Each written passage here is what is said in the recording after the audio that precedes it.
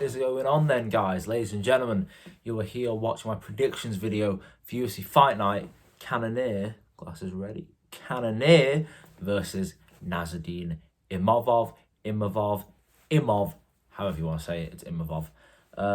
Full main card predictions, who will win, how will they win, significance and impact of said fights coming up in the video. And let's waste no more further time. Let's waste no more time. Let's waste further. Without further ado, let's waste no more time and get right into the video. First fight of the main card: Miguel Baeza versus Punahele Soriano. A fight where it's just two guys kind of just floating around. Like, they've really got nothing going for them, really. Punahele Soriano's a bit of a soy boy. Miguel Baeza, he's just there, isn't he? This fight has nothing on it. You shouldn't care about this fight, you know. Obviously, the UFC, their business, they want to sell fights. There's nothing to sell here. It's just two guys in their weight division really doing nothing. Two soy boys. Who do I want to win? I don't care. Who's going to win? I don't really care either. Because it's a fight that you shouldn't really care about. But I'll go with Miguel Baeza. He just seems like just a better fighter, really. Punahele Soriano did look to be back in the day, back a couple of years ago, 1-2 years ago. He did look to be all right. But now he's kind of fallen off a bit, especially with the loss to Dustin Stoltzfus as well. That kind of just looms over as a bit of a soy boy loss, if you ask me. I just think Baeza's just the better fighter, more well-rounded. Just obviously he's a shit fighter, don't get me wrong, but he's more well-rounded and better than Punahele Soriano. Not much to talk about with that one, really, because there's not much to sell. Not much stakes on it, and they're both shit. So if you want me to break it down any further, I'm sorry to disappoint. Next fight up on the card, Julian Marquez versus Zachary Reyes. Zachary Reyes just come off a loss via slam. To who was it? Cody Brundage. Yeah, come off a slam to Cody Brundage on the night with those two slams, which is crazy. And then Julian Marquez, he just looks like an absolute Terminator. Julian Marquez does, if you ask me. Julian Marquez is an absolute beast. However, Zachary Reyes did have a lot of hype coming before his slam knockout in front of his home crowd. But obviously that's kind of, steadied a bit. He's not seen as much of a star now. Well, he never is seen as a star, but he had a bit of momentum, if you know what I mean. He had some good momentum behind him. Not so much now. But not because of that, just because Julian Marquez. I think Julian Marquez just got the power on his side. I think this will be a knockout win for Julian Marquez. I'm pretty sure, isn't it Julian Marquez knows Cuban Missile Crisis? Someone knows Cuban Missile Crisis. And if it's not Julian Marquez, he looks identical to Julian Marquez, really. But yeah, Zachary Julian Marquez. In the weight division, middleweight, does it mean much? I'm quite intrigued. I'm intrigued. I'm personally intrigued. It's just one of those fights. If you're personally intrigued, great. If you're not, just sit back and enjoy. But I do think we are going to see a knockout by Julian Marquez on this one. Miguel Baeza is going to get a decision 29-28. But yeah, Julian Marquez by knockout on Zachary Reyes. Unfortunately, Zachary Reyes is going to get knocked out a second time in a row. Next fight up, Bruno Ferreira versus Dustin Stoltzfus. I'm pretty intrigued. Not from Dustin Stoltzfus, because Dustin Stoltzfus is soy. He is a soy boy wimp, really. If you've ever seen any of his interviews, he's just this little shy guy. Like, speak up, bro. Like, speak up. You're meant to be an MMA fighter. Like, have some boom in your voice, dude. He's just a little wimp, basically. Bruno Ferreira on the other side, he's out there to kill. I mean, I know he's been knocked out by people like what's his name, RoboCop, Gregory Rodriguez. He knocked out Gregory Rodriguez. What I'm talking about? He knocked out Gregory Rodriguez. Got knocked out by Nursultan Ruziboev. Yeah, he's called the Hulk. He's out there to kill. He's Brazilian. Bruno Ferreira versus a soy boy, kind of wimpy kind of guy. Bit of a scared fighter. That's how I describe him. He's a bit of a scared fighter. You're not really going to see him get into a slug fight because he'll probably start crying. And yeah, this will be won by Bruno Ferreira, possibly by knockout as well, just due to the fact that Bruno Ferreira is just more willing to win. He's just going to go for the heavy shots more. He's going to go for volume more. And Dustin Stoltzfus is going to be more scared to engage because he's just a bit of a wimp. How's he in the UFC? I don't know. Next fight, Raul Rosas versus Ricky Turcios. If you watch their two last fights, Ricky Turcios has just a very weird fight against Kevin, is it Kevin Trinidad? What's his name? It's like Trinidad. I think it's Trinidad. Kevin Trinidad. It's just his last name. I can't remember his last name. A very weird fight against him. Fight could have really gone either way, I'm pretty sure.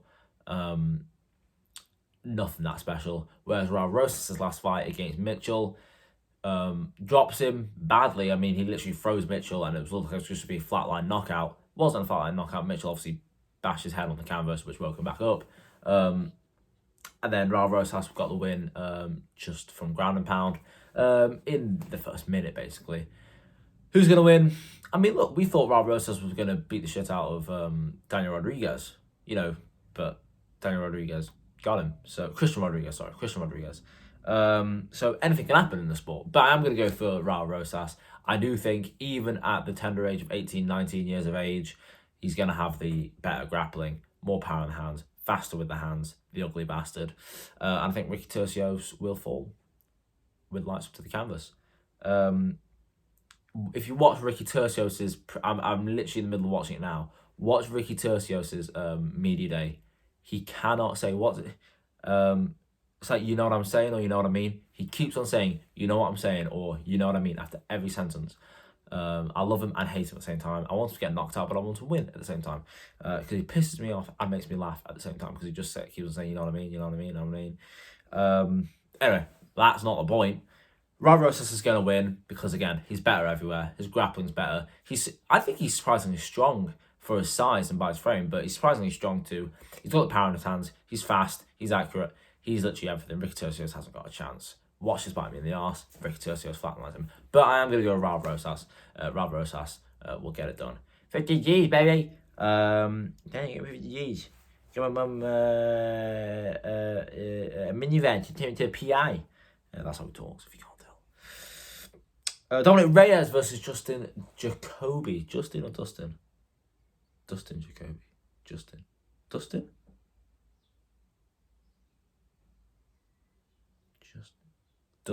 I think it's Dustin.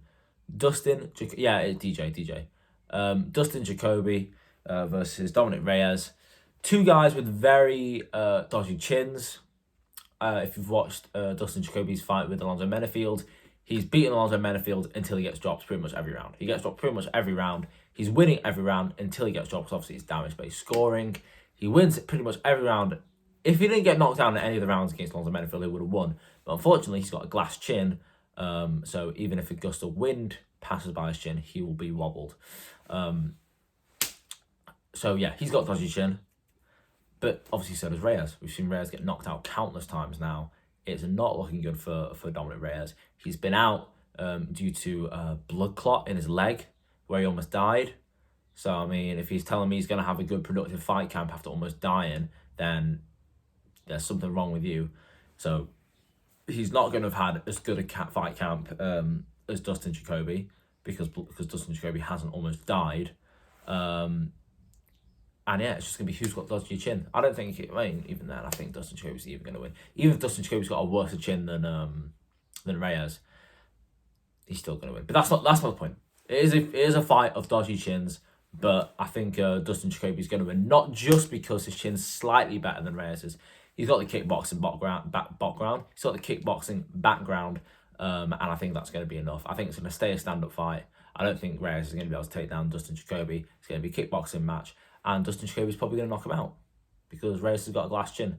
Obviously, as a fan, I'm not a huge fan of Reyes. Not because I don't like him, but I don't really care about him.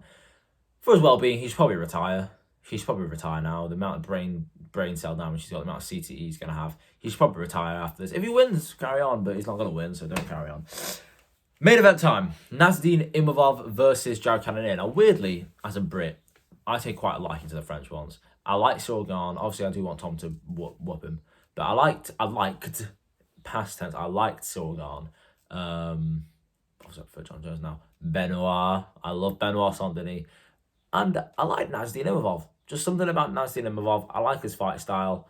I like how angry he gets. He's a pretty aggressive guy, yet pretty humble too. He looks pretty scary, to be fair, I think. So yeah, I like Nasdin Imavov. But I like Jared as well. But you know what? for the sake of the middleweight division, right? Here's the thing: when you got young fighters fighting old fighters, you need the young fighter to win, because if you're gonna have a strong middleweight division or any division, you need the current fighters to obviously be credible. We need Imavov to win, just because obviously Jared Cannonier is knocking on retirement. He's 40 years of age. Nasdin Imavov's 28. He's not nearly done with the sport. So we need him to win, so that so we need him to win, so that obviously the middleweight division can be credible. I'm back. Sorry about that brief intervention. Yeah, as I was saying, we need Nasdin Imavov to win, because I like him, but also we need the middleweight division to be credible. Another example of this would be, I'm kind of waffling on now. Another example of this would be, Jones and Aspinall. Jones and Aspinall, hopefully that fight gets made. But either way, for the grand scheme of MMA, the implication of that fight would be huge. Because if Jones loses, it really knocks his possibility of being the greatest of all time. If Tom loses, it's awful for the heavyweight division, because now you've got a heavyweight division where the number one guy in Tom lost to John Jones. John Jones goes and retires. So now you've just got a heavyweight division full of guys who aren't actually the best heavyweights, because the best heavyweights retired, chilling at home, John Jones. Which is why we need Tom Aspinall to win, to beat John Jones, because then we know that the heavyweight division after John Jones is credible and is actually full of badasses. Same here with middleweight. Imavov, one of the new generation coming up with Dricus, one of the new generation coming up with Allen. We need him to win, because the middleweight division needs to carry on and needs to be credible. Who's going to win, however? I've been flipping back and forth with Cannonier and Imavov, because you can't count Cannonier out. Cannonier is surprisingly good. Obviously, hence his ranking. But I do think Imavov's going to win. I think this fight is going to be based on range fighting on Imavov's side. Based on Imavov's side, so I feel like Imavov is going to dictate the range fight that I believe it will be. How I think Imavov's going to win, he's going to keep the range. One of the ways of which he's going to keep the range is with his teeps, because if you watch the fight with Roman Dolidze, he loves the teeps to the lead leg, loves the teeps to the body. Also bear in mind, in both their last fights, Cannonier fought 4 out of 5 rounds against Marvin Vettori in orthodox. Imavov is an orthodox guy. Teeps to the leg will be there for Imavov, because when Imavov fought Dolidze, obviously he was teeping the shit out of Dolidze, both in the closed stance, in orthodox. So I think, if Cannonier comes out orthodox and Imavov does at the same time, Imavov's going to be popping off for those teeps to the legs and to the body as well, because it'll just be much easier. What else have I got? His jab as well. Imavov's jab, his hands, not just jab, but his jab especially, but his hands as well are so fast and so snappy. And what something Cannonier does is he relies a lot of his defense on him shelling up. That's fine if it works, but Marvin Vettori isn't necessarily known as a boxer, and even Marvin Vettori was able to penetrate through that shell with his jab and with his strikes. And I think Nasdin Imavov is a better striker than Marvin Vettori. And if Marvin Vettori can penetrate that shell, so can Nasdin Imavov. So even his main defense of shelling up for Cannonier, I don't think it'll be enough. I think Imavov's still going to be able to pierce through that shell and pop off. Big thing, 12-year age gap. Imavov's 28, Cannonier's 40. Kind of writes itself. Imavov's 6'3", Cannonier's 5'11". However, Cannonier has a 2.5-inch reach advantage, so that could make it interesting. But to be fair, I'm not saying Imavov's going to wipe him out, because the way Cannonier's going to need to win is he's going to need to close the distance, pressure him against the cage, because that's where he got a lot of his success against Marvin Vettori, when he pressured Marvin against the cage and he'd rip the shit out of him. He'd go to the body, goes head, and he'd batter the shit out of Marvin. Imavov needs to stay off the cage, because if Imavov gets his back to the cage, he's in deep trouble, because that's when Cannonier is going to start pulling ahead, because that's when Cannonier gets more aggressive and he starts wailing shots at you. Also, if Cannonier is thinking, right, I'm getting pieced up at range here, I need to close the distance, let's go for clinches, let's go for takedowns. That's where I think Imavov can get away with that. I think Imavov's in a worse situation in a clinch. Imavov pops right up, back up from takedowns.